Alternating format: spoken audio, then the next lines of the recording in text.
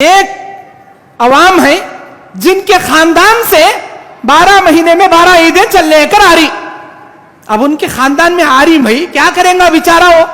ارے مولانا ہمارے باوا کری سو جی, ہمارے دادا کر لے کاری جی, ہمارے نانا پڑھنے نہ لکڑنا نہ سکڑنا نہ سکڑ دادا پکڑ دادا, وہ پیڑھی در پیڑھی گئے تو وہاں سے چل لے کارا تمہیں اچانک آ کوئی سوب نکو کرو بولے کیسا جی سنتی ہمیں, کیسا جی چھوڑتی ہمیں. ادھر یہ لوگ کہتے ہمارے خاندان سے چل لے کر آ رہا ہے, ہمارے بڑوں نے کیا ہے, ہم اسی کو دین سمجھتے ہیں. 11ویں کرنا, رجب کے کنڈے منانا, محرم میں جھنڈے کرنا, شعبان میں بڑوں کی عودیں ڈالنا, اور عید میلاد النبی منانا, اور فلاں فلاں کرنا, اسی کو ہم نے اسلام سمجھا ہے, ہم یہ کریں گے. ادھر عوام کہتی ہے نہیں, علماء اکرام نے قرآن حدیث سے ثابت کیا ہے یہ تمام چیزیں قرآن میں بھی نہیں حدیث میں بھی نہیں کرنا چاہیے. اب عوام کیا کرے گی, کہاں جائے گی عوام؟ میرے دینی اور اسلامی بھائیوں, ایسی کنفیوز رکھنے والی عوام کے لیے میرا رب کا قرآن یہ کہتا ہے, اللہ یہ کہتا ہے فَإِن تَنَازَعْتُمْ فِي شَيْءٍ, اگر تم کسی مسئلے میں کنفیوز ہو جاؤ, اگر کسی مسئلے میں تم فیصلہ نہیں کر پا رہے ہو, آؤ قرآن کی جانب, آؤ حدیث کی جانب. قرآن کی جانب, اللہ کی جانب, نبی کی جانب, حدیث کی جانب, یہی دو چیزیں ہیں نا مومنوں کے لیے.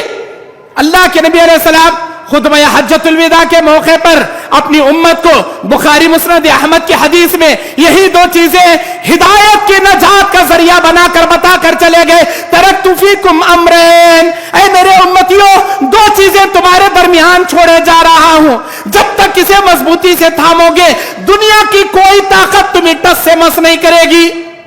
ایک قرآن ہے, دوسرا میری حدیث ہے, اسی کو مضبوطی سے تھامنا, اسی پر عمل کرنا. اب دیکھنا یہ ہے بابا سے, دادا سے, اماں سے, نانا سے جتنے بھی عیداں چلے کر آ رہی, ان عیدوں کو قرآن کے ترازو میں رکھ کر تولا جائے, حدیث کے ترازو میں رکھ کر تولا جائے, دور دور تک یہ عیداں تو کیا اس کے ابواب بھی نظر نہیں آتے ہم کو. اس کے ابواب کہتے ہیں چیپٹر, نظر نہیں آتے. کسی بھی حدیث کی کتاب اٹھا لو آپ, بخاری, مسلم, ترمذی, نسائی, ابو داؤد, ابن ماجہ, مسند احمد, مستدرک الحاکم, مصنف ابن ابی شیبہ, کسی بھی حدیث کی کتاب اٹھا لو, رمضان کی عید کیسے کرنا چاہیے, رمضان میں روزے کیسا رکھنا چاہیے, عید کے دن کیسا جانا چاہیے, کیا تکبیرات بلند کرنا چاہیے, واپس آتے وقت کون سے راستے سے آنا چاہیے, عید گاہ میں کتنی تکبیروں کے ساتھ عید کی نماز پڑھنا چاہیے, اس سے پہلے نہ کوئی سنت, اس کے بعد نہ کوئی سنت, وہاں نہ اذان نہ اقامت, کیسے عید کی نماز ادا کریں گے, کیسے آئیں گے, کیا کریں گے, پورا طریقہ ہر حدیث کی کتاب میں آپ کو ملے گا. کسی بھی حدیث کا چیپٹر اٹھائیے, بقرعید کی عید, بکرا کیسا لایا جائے گا, اونٹ میں کتنے حصے, گائے میں کتنے حصے, بکرے میں کیا عیب ہوئے تو وہ قربانی کے لائق نہیں ہوگا, بکرا کس کی جانب سے قربانی کرنا چاہیے, کیسا بکرا قربانی کے لائق کا ہے, بقرعید عید کیسے منائیں گے, وہ پورا چیپٹر آپ کو حدیث میں مل جائے گا. رمضان کا چیپٹر, بقرعید کا چیپٹر کسی بھی حدیث کی کتاب میں آپ کو مل جائے گا.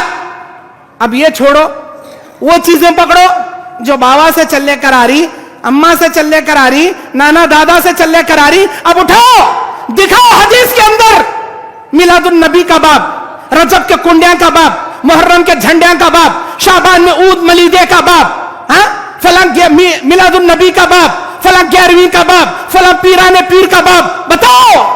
نہیں بتا سکتے, حدیث میں ہے نہیں, نہ اس کا باب ملے گا, نہ ابواب ملے گا, نہ کتاب ملے گا, نہ چیپٹر ملے گا. کیوں نہیں ملے گا؟ اس لیے کہ سلف صالحین کے زمانے میں یہ تھیچ نہیں, یہ اس زمانے میں تھیچ نہیں, تو نہیں آئے گا. جب نہیں آئے گا تو وہ اسلام نہیں بنا. اللہ یہی کہتا ہے, اگر میرے بندو تم کو کسی مسئلے میں عمل کرنے میں کنفیوژن آ جائے, تم آؤ قرآن کی جانب, تم آؤ حدیث کی جانب, پرکھ پرکھ کر اس میں دیکھو, کھول کھول کر اس میں دیکھو کیا اس میں ہے. اگر ہے تو ضرور عمل کرو, نہیں ہے تو اسے چھوڑ دو. چاہے اس عمل کو تمہارے پورے پیڑھی در پیڑھی خاندان والے کیوں نہ کرتے ہوں, ساری دنیا والے اس پر عمل کیوں نہ کرتے ہوں, اگر وہ بات قرآن حدیث میں نہیں ہے اس بات کو دیوار پر مارو, اس کی کوئی ویلیو اسلام کے اندر نہیں ہے.